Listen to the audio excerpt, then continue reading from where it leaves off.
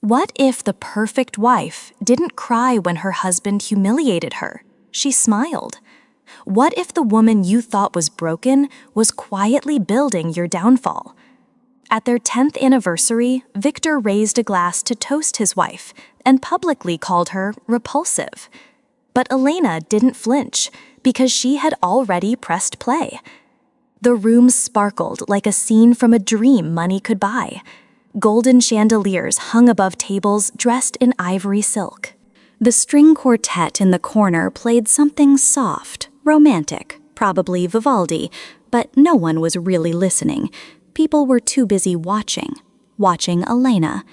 She was the kind of woman that made other women pause, not because she was loud or flashy, but because she looked controlled, beautiful but not fragile, graceful but not weak, like a sculpture too perfect to touch. Tonight, in a fitted black gown and a diamond-studded necklace gifted long ago by the very man who was about to humiliate her, she stood by Victor's side and smiled, the perfect wife, the perfect lie. Victor, ever the showman, was already 3 glasses into the evening and floating from guest to guest, laughing too loudly, clapping men on the back, whispering to women a little too long. But Elena, she watched, listened, calculated, because tonight wasn't just an anniversary. It was the closing scene of a life she had carefully set on fire. Everyone in the room thought they were there to celebrate a marriage. Only Elena knew they were there to watch it end. Victor raised his glass with the smugness of a man who believed he owned the room. He tapped it twice with a silver knife, ding ding, and the music stopped. Conversations fell quiet. Dozens of faces turned toward the stage, ready for a sentimental speech, a husband praising a decade of love. A toast to the woman who stood beside me. But that's not what came. Victor adjusted the microphone, looked around slowly, and smiled the way snakes do. Dear friends, colleagues, and all the beautiful people who made it here tonight. Laughter, polite clapping. Tonight marks 10 years of my marriage to Elena. He paused, then turned toward her. And from the very first day, she has disgusted me. Silence. You could hear someone's fork drop, a cough in the back, and then nothing. Victor kept going, unaware or uncaring of the gasps around him. I tried. God knows I tried. But she never understood me, never matched my drive. She was dead weight in diamonds. He chuckled to himself. They say marriage is compromise. I say marriage for me was sacrifice. Eyes shifted uncomfortably. Guests exchanged glances. One woman mouthed, "Is this real?" And Elena, she stood still. Not a twitch, not a tear. She lifted her champagne glass and gave him a smile. Not a sweet smile, not a wounded one, a quiet, deliberate smile, the kind a lion gives before it moves. Elena held his gaze for just a second longer. Then, without breaking eye contact, she gave a slight nod toward the host standing near the stage. The lights dimmed. A low hum filled the silence. And then, on the grand projector screen behind them, it began. The first frame. Victor, in his office, kissing Natasha. The guests gasped. Another clip followed him laughing with her over a candlelit dinner, brushing her hair back, holding her hand like a man in love, not with his wife. Then came the audio. Victor's voice, sharp and unfiltered. Elena, she's a ghost. Cold. Boring. I only married her to keep up appearances. You make me feel alive. If she found out, I'd just throw some guilt money her way. She'll stay. She always does. The room shifted from shock to outrage. You could hear breaths being held. Wine glasses being set down. One woman whispered, "My God." Then came the final blow. A video compilation. Victor yelling at Elena, belittling her, calling her names, recorded in secret. Her quiet voice in the background barely audible, trying to reason with him. And his response? Don't waste your breath. I don't need your thoughts. I need your silence. By the time the lights came back on, the room was no longer a party. It was a courtroom, and Victor stood guilty in the center.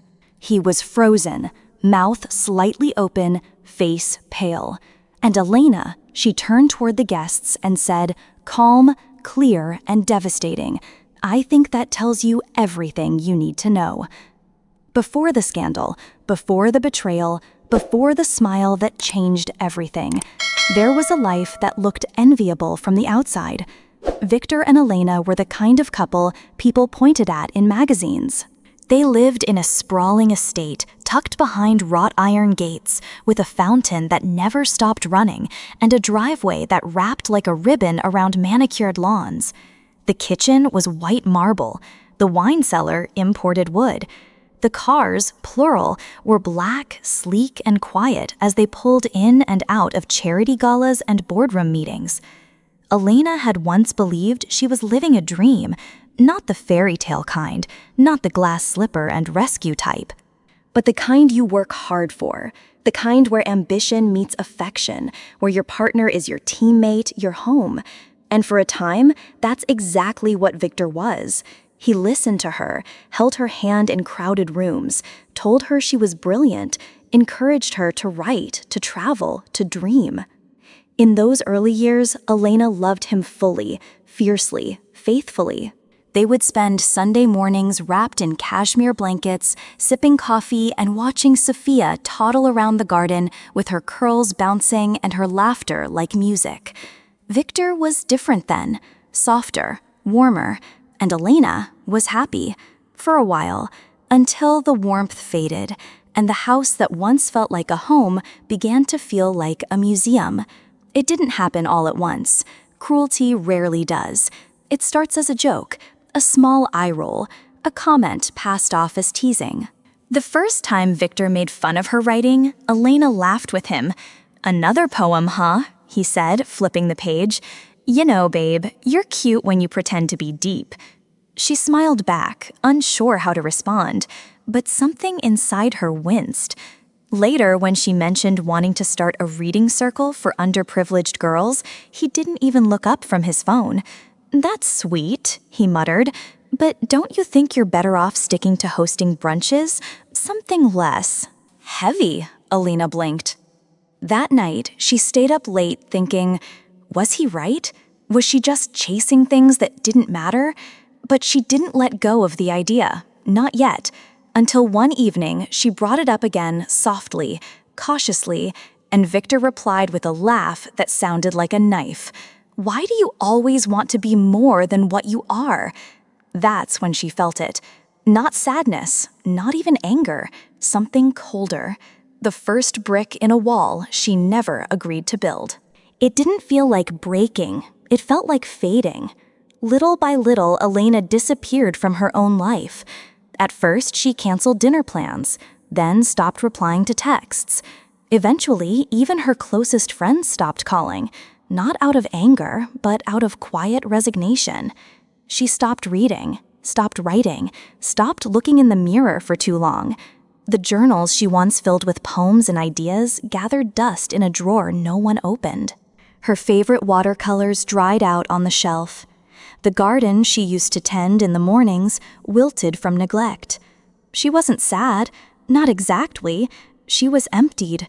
Some days she couldn't remember the last time Victor had kissed her without glancing at his watch, or spoken her name without a sigh attached, or asked her a question and actually listened to the answer. He still brought her flowers, but they felt more like apologies he didn't say out loud. And Elena, tired of guessing, stopped looking for meaning in petals. She poured all her love into Sophia's bedtime stories, piano lessons, school pickups, and told herself that was enough.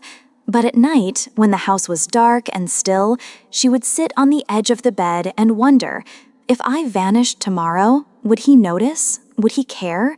And worse, would he be relieved? The soup was warm, the lights were low, and for the first time in weeks, Elena felt something close to peace. It was just the two of them at the kitchen table, her and Sophia. Victor was, as usual, caught up at work. Sophia's voice danced through the room, light and sweet, as she talked about her day, her teacher, her best friend Mia, her new dance routine.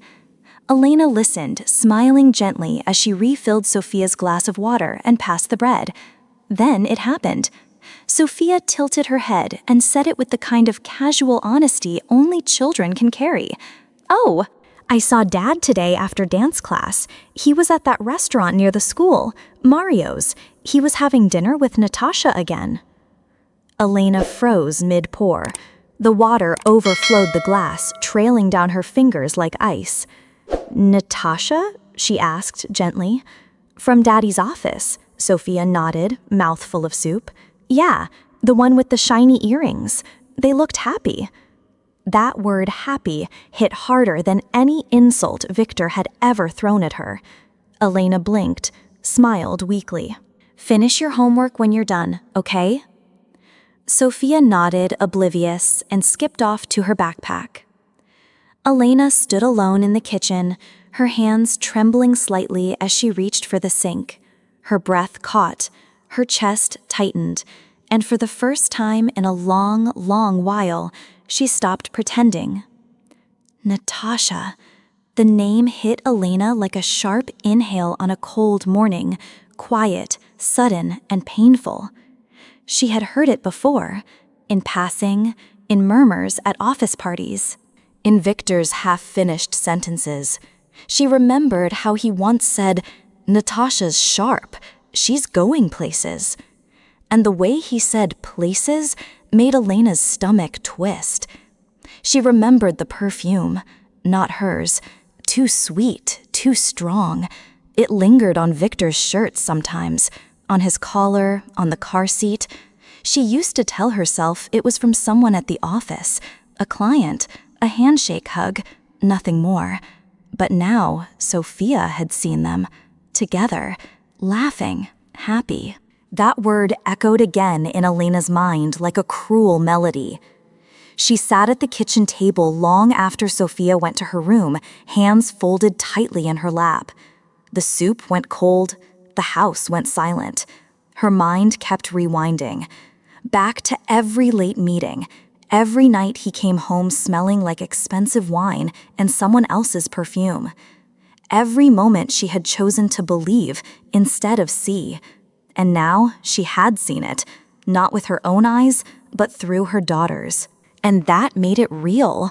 Elena wasn't just betrayed, she had been replaced.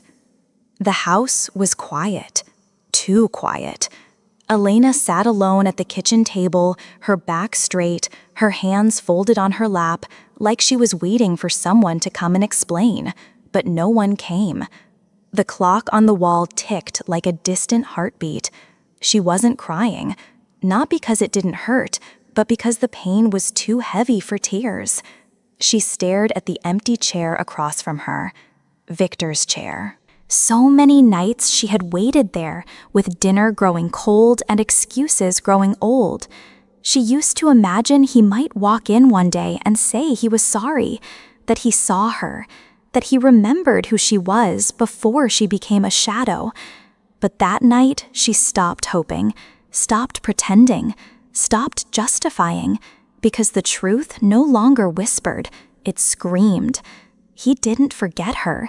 He had erased her, piece by piece, gesture by gesture, until even she couldn't recognize the woman in the mirror.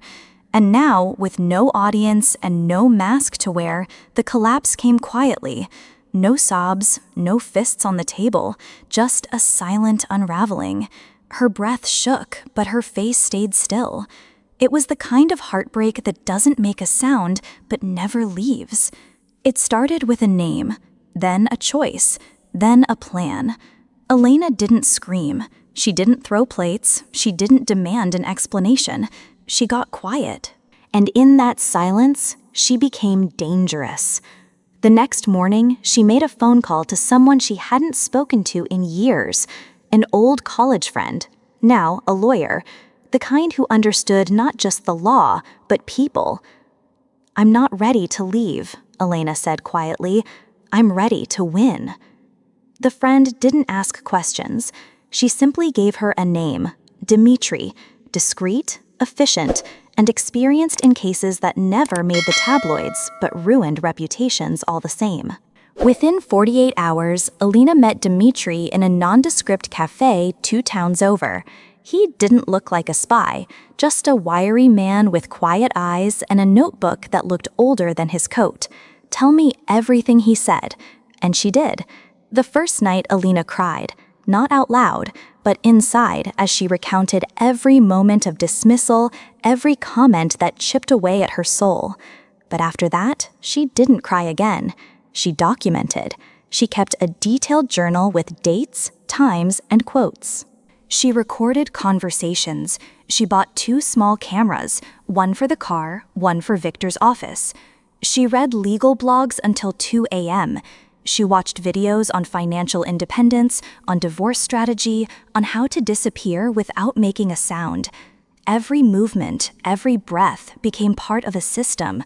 She wasn't surviving anymore. She was preparing. By day, she was Elena, the wife, soft-spoken, gracious, perfectly composed.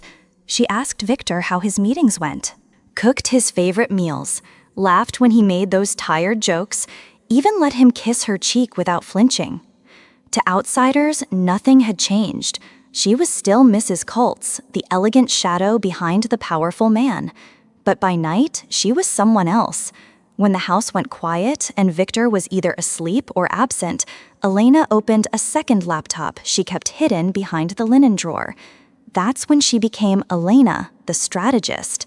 She mapped her options. She searched for apartments in cities he didn't care to visit. She created a new email, opened a private bank account under her maiden name, started transferring small, unnoticeable amounts from their joint account. She researched school districts, read parent forums, called 3 schools in secret to ask about transfer policies, all while pretending to be a family relocating for business. At first, her hands shook with guilt, but guilt was a luxury she couldn't afford anymore. She wasn't running from Victor. She was running toward a life, one where her daughter could thrive, and where Elena could finally breathe. Maria Ivanovna didn't waste time. She was the kind of lawyer who wore confidence like a tailored coat, crisp, direct, no room for pity. She glanced over the evidence Elena brought in, timestamps, receipts, audio files, photographs, even a log of Victor's financial transfers to Natasha. When she looked up, her voice was calm but razor sharp. "You're not just leaving Elena, you're winning." Elena blinked. She had never thought of it that way. "Divorce," Maria continued, "is a chess game, and every move you've made so far, brilliant." She tapped the file folder. "Now we go on offense." Maria laid it out clearly. File for divorce on a weekday when Victor would be distracted at work. Use the evidence to establish grounds, infidelity, emotional cruelty. Request full custody citing environment instability. Freeze access to shared funds the moment the papers are served. Every detail mattered, the timing, the phrasing, the tone of her voice during mediation. This wasn't just law, it was war with rules. "He'll fight dirty," Maria warned. "Men like him always do. That's why we don't play to survive, we play to dominate." That night, Elena walked out of Maria's office with a folder, a plan, and a spine made of steel. She wasn't afraid anymore. She was ready to move her queen. It was Victor's idea. Of course it was. One night, over his usual glass of scotch, he turned to Elena and said, "We should throw something big for our anniversary. Pull out all the stops. Friends, partners, press. A real show. A real show." Elena blinked slowly. Her fork hovered over her plate.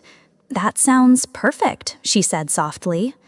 Victor smiled like a man in control, but he had no idea.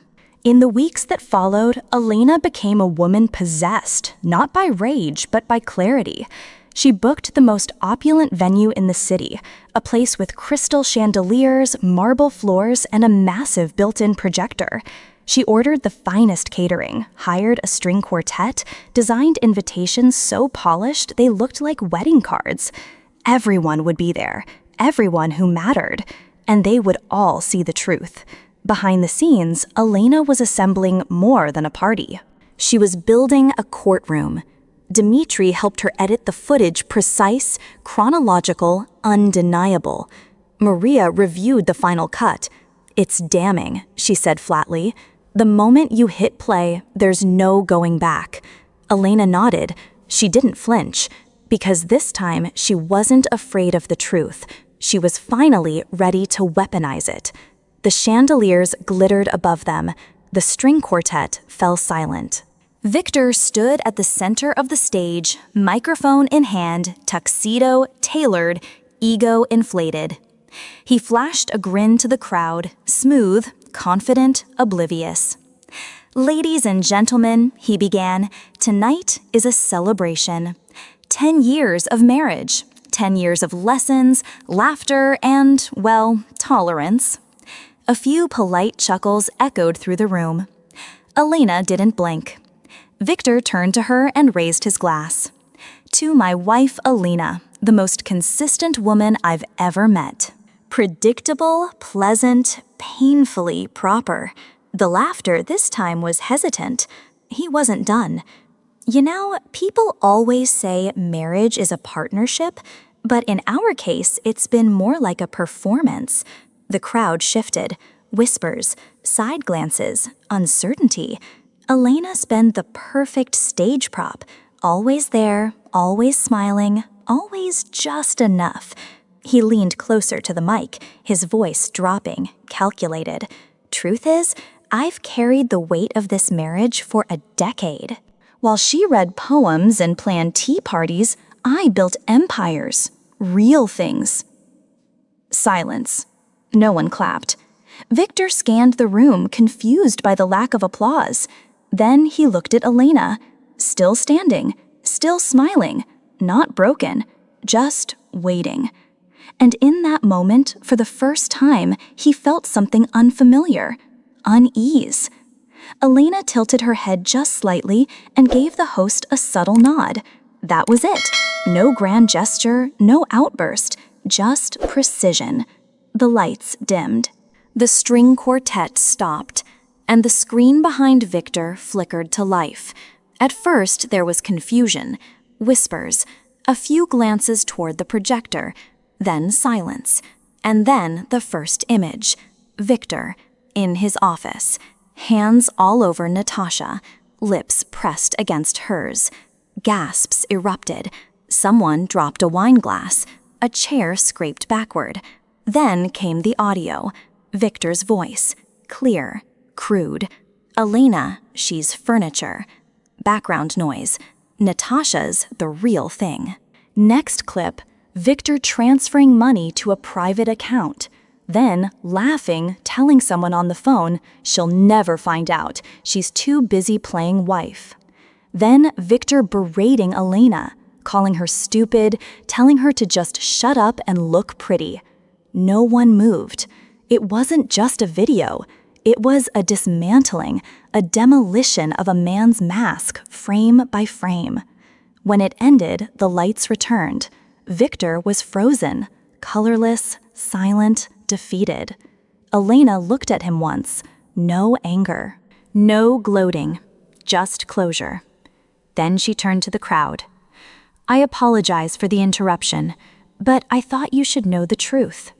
She reached for Sophia's hand and walked away. No tears, no speeches, just steady footsteps and 100 stunned stares. Then, slowly clapping, one person, then another, until the room erupted into applause. Not for Victor, for her. The fallout wasn't immediate. It never is. For 24 hours, Victor clung to the illusion. He told himself the guests would forget, that a public scandal could be spun, that Elena would back down. But the next morning, the phone stopped ringing.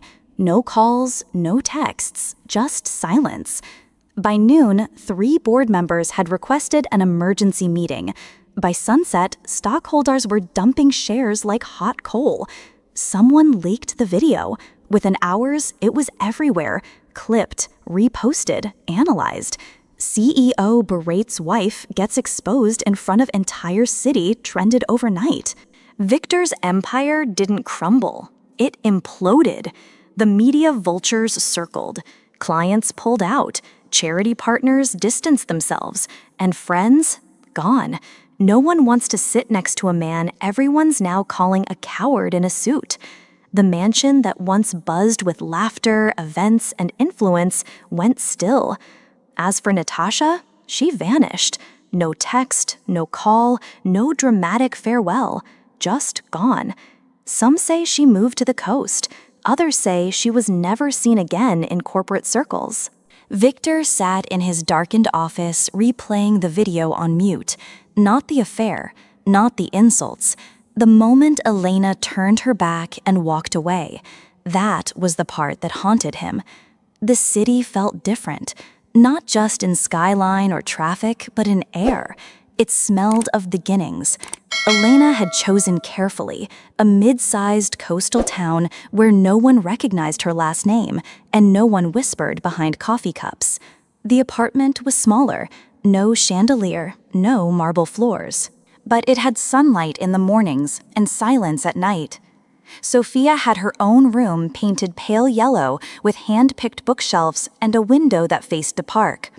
On their first morning, they walked to school together. Elena held her daughter's hand a little longer than usual. "Nervous?" she asked. Sophia smiled. "No, just excited." That one word, excited, felt like a victory. Elena started work the same week at a women-led consultancy firm. They didn't care about her past. Only her ideas, her presence, her voice. She found herself smiling more, sleeping deeper, laughing at things she once thought she'd forgotten how to feel. Their evenings were simple, home-cooked meals, shared stories, quiet tea on the balcony. No yelling, no pretending, no eggshells underfoot. Just air and space and peace. It wasn't perfect, but it was theirs. It didn't happen all at once. Healing never does. It came in fragments, like sunlight crawling across a cold room. Elena started noticing little things. The way she laughed, full-throated and unapologetic when Sophia spilled spaghetti on the rug. The way her fingers itched to write again. How she lingered longer in bookstores. How she reconnected with colors she once thought she'd lost. Soft peach, deep navy, mustard yellow. She picked up her old watercolor set, not to prove anything, just to feel. Sophia, too, began to bloom. Her school counselor called one afternoon and said, "She's incredibly centered for a child who's been through so much." Sophia had joined the school's art program. Her first painting, a woman standing in the rain, not crying, just standing. Strong, still, eyes wide open. The counselor asked what it meant. Sophia replied, "It's my mom." Their apartment was small, 2 bedrooms, a little kitchen with chipped tile and a balcony that overlooked a quiet street. But it was full of light. There were no shadows in corners, no tension in the air, no silence soaked in fear. There was music, laughter, the smell of fresh bread on Sundays, and peace that didn't ask for permission. It was a quiet evening, the kind where the city slowed down just enough for you to notice the stars. Elena and Sophia were sitting on the balcony. A soft breeze danced through the curtains. 2 mugs of chamomile tea steamed gently between them. Sophia was sketching a tree, maybe. Or a woman becoming a tree. Elena couldn't tell. She was lost in the rhythm of peace. Until Sophia looked up. "Mom?" Elena turned. "Yes, sweetheart." Sophia paused longer than usual. Then, in a voice that was older than her age, "Do you think you'll ever forgive Dad?"